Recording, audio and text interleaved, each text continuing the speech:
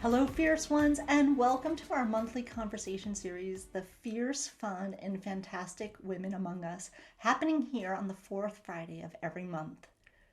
During these sessions, we spotlight a member of our fierce awakened woman community, and we talk to leaders and visionaries and wisdom keepers and learn about their life and their fierce awakenings and how they're expressing their unique gifts in the world right now. I'm Jenn Baljko, founder of Always on My Way and the moderator of the Fierce Awakened Woman Facebook group. And today I'm chatting with Mélissa Mitchell. Hi, Mélissa. Hi, Jen. It's nice to see you. Thank you for the invitation. Thank you for saying yes. It's great to have you My here. pleasure. Before we jump in, let me introduce you to Mélissa. Mélissa was the head of the event team for a huge Montreal video game company for many years. By 2014, she was burned out and experiencing chronic migraine pain. The pain forced her to take disability leave. During her leave, Mélissa dedicated herself to the deep work of listening to her body. Now, as she transitions to being an entrepreneur, she shares her wisdom and sparkles of light and joy with women who experience health conditions. She offers creative and safe spaces that allow women to replenish, to build their resiliency, and to fuel their energy and joy reservoir. Her mission is to put the focus back on life through connection with one's intuition. And just on a personal note, Mélissa and I met in 2020 doing some of this body awareness work, and she has become one of my joy journeying sisters. Welcome, Mélissa. It's so good to see you. Thank you, Jen. It's really always good to see you. Look at how you're sparkling today. I'm like I'm like Marie Kondo, I'm sparkling joy. This is what Mélissa and I do. We do this for each other, and we're Yeah. helping other people do this. So tell me, how did you get on this joy journey? How has life brought you some fierce awakenings to this moment? Hmm. Uh, like you said in my bio, I was working very, very hard. I was like, I was the typical type A personality, perfectionist, overachiever, wanted to achieve big goals and go higher and higher in the scales of the company I was working on. And my ascension was very fast. I was event planner, and I soon quickly become the head of the team, and I loved my work so much. And the thing that I loved the most, it was to build those creative events, because I had the chance to work for a video game company, so like it was limitless in terms of imagination, and the budget was good also, so like I could achieve such big thing, but it was so big, it was super hard to plan, planning an event for 3,000 people. And we were like handling 60 events a year, not always those this big, but it was a lots of stuff on my plate. And I had a baby in 2012, and I'm kind of, it's where it started to go like a bit not wrong. But when I came back from my maternity leave, the team was switched, and I wanted to prove back my place. And I swear, Jen, I was thinking, those women saying they are superwoman, but they didn't achieve it. I'm gonna achieve it. Oh, I was so wrong. So I tried to be like the perfect employee, the perfect mother, the perfect wife. I was like putting my baby asleep, going back to work. It was insane. So my migraine condition quickly withdraw. I don't know if the right word, but it went worse and worse and worse. And my doctor wanted to put me to stop, but I didn't want to. So I had to go all the way onto the wall in order to say, okay, this is enough. I can't do it anymore. And it was actually on February 14th, so Valentine's Day, that I start crying at work, saying, okay, it's over. But what I didn't knew then is that it will be over like forever. Because what was tricky is what I had a burnout previously, but was able to get over it like in 3 months, and my migraine condition went okay again. But now I was older, had a baby, the condition went worse. So we never succeeded at reversing that condition. So still today, I still have migraines every day and tried every medication out in the world. Nothing worked. So at some point I needed to look elsewhere. When doctors says to you, we don't know what to do anymore, we've tried everything, and you went to see like many therapists and physiotherapists, acupuncture, I tried them all. It's like I tried them, each and every one of them. And I said, okay, so if it doesn't work, if nothing works, the solution must be elsewhere. It can be that. It can be my life can be just suffering forever and feeling that I don't achieve anything in it. And so this is where I started I can say my spiritual journey of going back inwards and really learning to listen to my body and to my wisdom, and connect to what really, really sparks joy into me, and start digging into this and like putting more of this in my life. And where did you start that journey with the body work? And let me just preface that by saying, Yeah. because we are in this society, right, where it's you just go and you think and you analyze and you just execute and keep doing the plan and keep following the agenda and growing, that we do lose a disconnect from our body. So the question of, how did you come back to your body? How did you know this was a place that you wanted to go as looking for a solution? Actually, it didn't start with the body. It started with the intuition. It started by connecting back to creativity.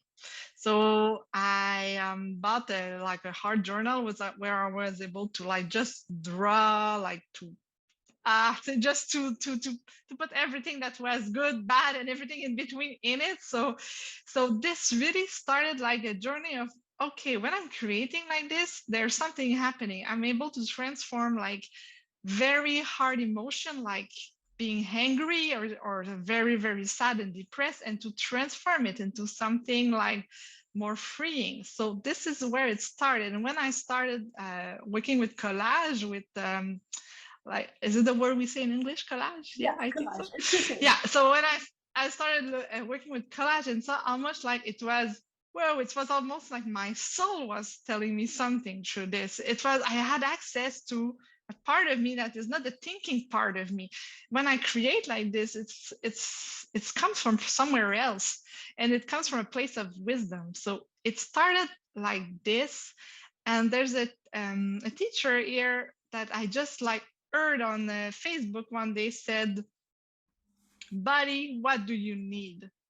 She was asking this question, and it's been years that therapists were telling me like, you need to listen to your body. But that day said by this person, and she was so like expensive and sparkly that I recognized myself in her. It was like, oh, behind the pain, I am like that. So it's how it started. And after that, I had different experience, creative retreat and spiritual retreat, and this is where I started to go deeper and deeper into yoga, into meditation. So it started like, yeah, it started building on up on this. Well, what I want to ask you is how did what's the question? How did you hear your intuition? Because I think women, we are so Hmm. used to have an intuition, but sometimes I think we confuse our intuition with like an impulsive reaction or maybe a thought that we think is intuition and then we leap in and we're not really fully connected to it. So, how does your intuition talk to you? How do you hear your intuition? For me, it's always when it leads me that's somewhere where I find peace and joy. So at first, when I started back my journey to creativity, because I was a child who was always drawing, and I always liked that, but I didn't have the time when I was working, being a full-time mom and a full-time employee to express. So the only time of the year that I was expressing my creativity is when I was doing my Christmas tree. This was like, for me, it was a hard piece, and it was once a year. And when I was doing my son's birthday cake, it was like burst, but with lots of pressure, because this is your one shot of creative thing in the year, so it must be beautiful, so I can put it on Facebook and have many likes and, oh, you're so wonderful. And this is coming not from the right place, as you said. It's more like a whisper. At the beginning of my disability leave, I had this, I want to learn to knit. I want to start knitting. So it was like, and it was keeping coming back all the time. Like, I want to start knitting. I want to start knitting.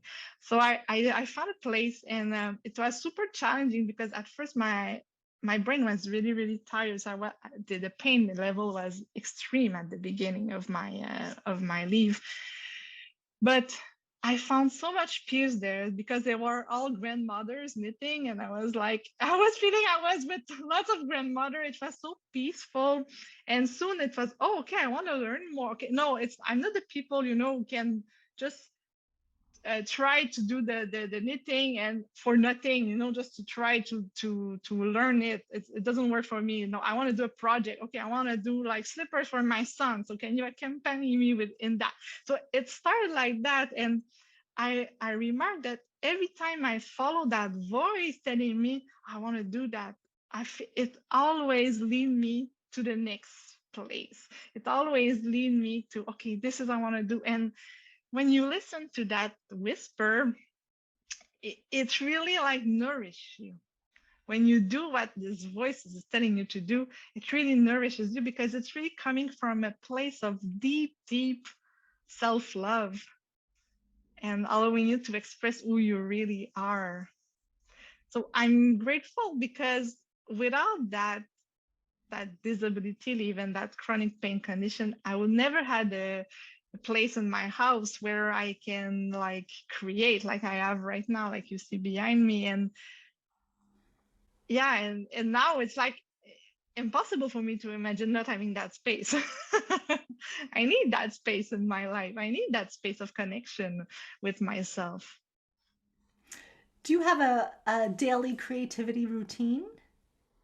No, but this is really something that I want to do because I'm still getting in that role of doing things and not taking enough time to do that. But this is a good idea. This is something I really want to start doing, like having a little time by day. It's more right now like a time by week, like I'm taking like 2 hours. But that daily, this is something that is missing right now for me. Yeah. Well, then we'll be accountability partners for that too. Yeah. Yeah. But I know you're doing so many, like, because I know you are building a business, but you also are working with people who do have chronic pain, chronic Yeah. migraines. Tell us about some of the work you're doing with people who are experiencing some of the same things that you've been experiencing. How's that showing up Yeah. for you? At first, it started by blogging for Migraine Quebec here. So I started blogging, and then I started doing videos of and sharing like my tools, sharing what I've learned.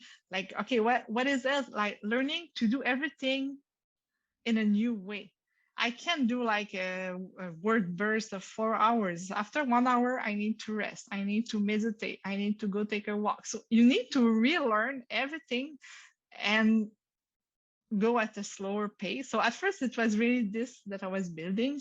Right now I'm continue doing that, but I want to go like help those women connect with their intuition. And for me, it is so connected to creativity that this is the way I want to help them. So I'm holding a creative workshop where we really work on our intuition.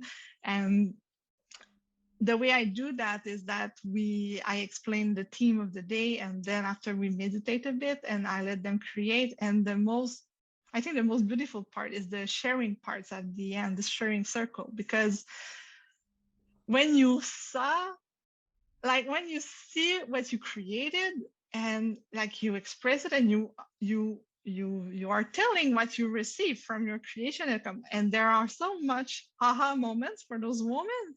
It's like, oh my god, this is really something special. And I experienced that past year, and actually I cried for an hour after of gratitude to have been able to help those women. Some of them never created. Lots of them told me like, yeah, I don't take the time for myself, because what we do when we suffer, when we are chronic pains, that when we are feeling good, we try to compensate for all those moments that we are not. So we are in the laundry kitchen and doing all the chores that we didn't have the time to do, but we never take time for ourselves. And this is a new way of learning to nourish yourself first, so you're able to give back and from a place of joy. But it's so hard for us because we feel guilty about taking time for ourselves. Isn't it true? Like, we feel guilty about Yeah. having a half an hour to do something creative, right? Like, it's so conditioned for us, right? And I can see with It's the chronic pain too that, like, when you're feeling good, you're like, okay, I just got to get the laundry done, right? Like, I just got to achieve one or two things today, and creativity yeah. is not one of them. No, no. And it's also to learn to not be in a place of achieving your goal. And this is the other challenge, because when creation comes with all those, like, I'm not good at drawing, I'm not good in painting, I don't know how to do that. And this is so not the point of all this work, because it's the important is what you receive, it's not what you produce. So that's why I like to create in a book, like in a journal, because I don't mind if it's not beautiful, because I'm nobody sees that, but I see it. This is simple. It's just circle and Oh, writings in it, that's so beautiful and so colorful. but it's simple. It doesn't have to be hard. And and this is something too, to learn to not be attached to the results. It doesn't matter what it looks like at the end. What matters is what you receive at the end. Right. And when you share what you receive, and when it touches other people, because we all living the same pain, it's very powerful. So this is why I want to do that. I want to help those women connect to their intuition, to find what sparkle joys in them, and to go into that place that holds really the wisdom for us, that holds the key of more energy, that holds the key of feeling accomplished. Because what you do it from a grounded place, that it's you, and that it's not like being like out of guilt or out of I should do that. No, it's I want to do that. And I think that when we feel guilty, especially around our family and our children, sometimes I remember that when I feel guilty, no, I'm teaching him to take care of himself also. This is important too, because I don't want my son to experience burnout like I did, to understand that you need to take care of yourself. And this goes back always to that, you have to put your own oxygen mask on first before you could take care of others. And what I'm curious, the question that's coming to me right now is, how did you open yourself to receive this? Right? Like the intuition comes Mhm. and then you receive it, and then you have to take like the next action to do it, right? But that goes back to the, oh no, I'm not sure if I'm good enough to do this. Like, am I the one that's meant to do this work? Am I the one that meant, I can give and give. And you and I are similar in that we give and give and give, but there's also the receiving of that, right? Like to be open to the receiving. And it feels like in your journey you've had to learn how to do that to me. Yeah. Yeah, yeah, because I'm a big giver. I gave everything I had and until I had nothing left. And for me, it was such, and you were there to on my journey. It was such a challenge to learn to like, okay, I want to teach people, I want to help them, but I need to receive from it too. I need to receive money to be able to do my journey. So it was so challenging for me to do that because I faced a lot of imposter syndrome, like feeling like, who am I to help people with that? Who am I to create creative workshop? And this has that was a big part of my journey of embodiment of, okay, getting rid of all those all those layers of not feeling good enough and of lack. And it is still on process right now. It's still processing, but I was able to, okay, to build a first workshop and then another one. And you need to also be detached from the results. Even if you want to be like a success very fast, it doesn't come like this. It's really like step by step that we are building, and we are touching lives of people. And this is what matters the most. I think so. I think it's that it is, I'm beginning to see it in my own life as not this kind of loop. I see it more as this kind of motion. Like I send something Mhm. out and something else comes back. I send something out, something comes back. Or something comes to me and I send it back out, right? Like I feel it in this horizontal plane of like the ripple, right? Just sort of this multiple ways of doing that.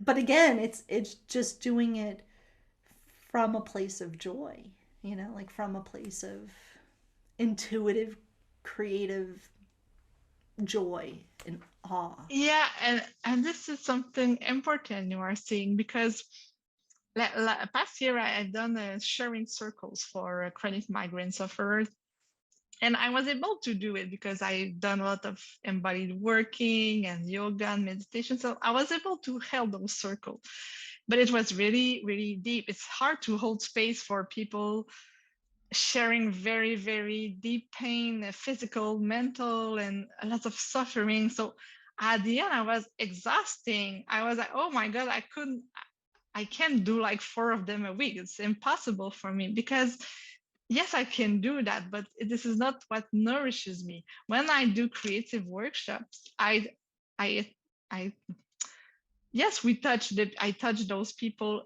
also, but I'm doing something that replenishes me also. So I'm really doing something that's a nice joy into me because I'm doing it at the same time of them. So I'm doing the exercise also that I'm teaching. So it's like super, that motion that you said, it's really that, like I'm giving and I'm receiving at the same times. And it has that ripple effect. And some people are not attracted to creation. They are like, I don't want to do that, and it's okay. This might be not their way. Like some people don't want to do yoga, um and it's okay. We just have to find you have to find that thing that sparks joy into you, because we are all designed differently. For me it's creation, but for you it might be something else. So, and it's okay. It's okay. And that was exactly like how I was feeling. The next comment or question was this: some people don't access joy, like they don't know how to access joy, or they don't know what sparks something because they've been in a place of suffering for so long, or a place of Yeah. anxiety. Do you have any way of helping people find that sparkle?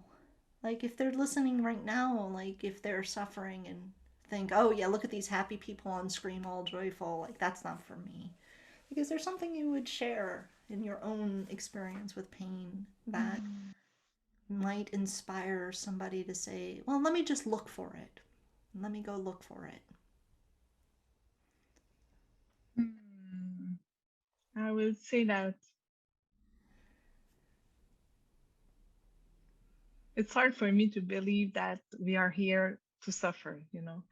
I think we are coming from a place of joy, and life puts lots of deep stuff on our on our road to find back that place of peace and joy. And for me, it's to be like aware of what interests you and follow that whisper that is sometimes really, really quiet, and follow those. "Oh, I feel like doing this." And something, it can be super easy. I feel like, I don't know, I feel like I want to have a hot chocolate this afternoon. So just start by little things like that. Just start by little things like that.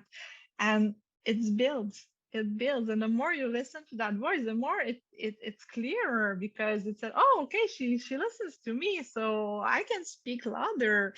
And the more when you I had a strong, strong impulse like a couple of years ago. And one day I felt like, okay, I want to do belly dancing again, because I was doing this before my son was born. And it was like a urge, you know, like I want to do belly dancing. Like, and my mind started, oh, but it's not a good idea. I know the arms and the hair and the neck and the pain is not gonna work. I'm gonna be too tired. And I was like, shut up, you know. And I found a school. I was registered for the same day, and you know what? My body actually took the class and took it, because it was coming from my body. The desire, it wasn't coming from my mind, because my body was saying, I want to dance, I want to move, I want to feel joy in my body, not only pain. That's what it was coming from. It was like, you know, I want to feel ease in my body, not just pain. Because I at sometimes you feel like you're just pain. You're just like a living pain, you know.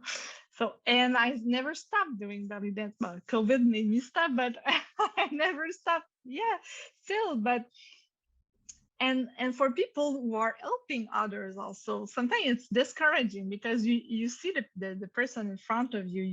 You know that it's gonna help her if she does that, you know, but you can't force anybody. Maybe she's not ready. I have a woman in mind that it's like trying to move a rock, you know. But you don't know. One of my physiotherapists told me one day, you don't know who you are in the road of that people. Maybe you are the seed, maybe you are the water, maybe you are the sun and the flower is ready to bloom. You don't know, but don't give up, you know. Maybe it's just a seed and you don't see, but maybe it's going to be in 2 years that that person's going to open up. So sometimes we are discouraged because we try to help the person, but you can't save anybody.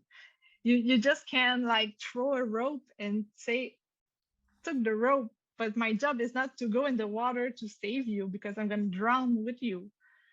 So this is really something that I'm trying like to be very aware of, because I was a lot for a long time a savior, and now it's more like I'm in a boat, I'm gonna like reach ropes, and to everybody who wants to jump in that boat, but I won't go in the water with you. I won't do that. You need to take the rope, because it's your journey. And for me, it's not about, because for a long time my journey was about healing. You know, I wanted to heal the chronic pain. Everything I was doing was to get rid of the migraines. And now it's like, okay, I don't know if I'm gonna get rid of them. I thought that the spiritual part will get me rid of them, but as of today, it didn't. but able to do lots of more things that I was able to do 5 years ago because I've learned, like I said, to do things differently and to listen to my body and to listen to my heart and to listen to my intuition. And where I was going with that. You see, this is a migraine brain. I lost my thought on this. You Sorry. said you said beautiful things, and I think the Okay. vibration of it, it's okay if you end in the middle of the sentence because it doesn't need a period at the end of that sentence at all. Hmm. But I think that what I was trying to say is that being attached to the result, it's not going for a goal. It's about the journey, and if you can put more love and ease and joy in your journey, allow yourself that. Right? Isn't it curious how we always pick these hard ways? We just seem to gravitate towards the harder way.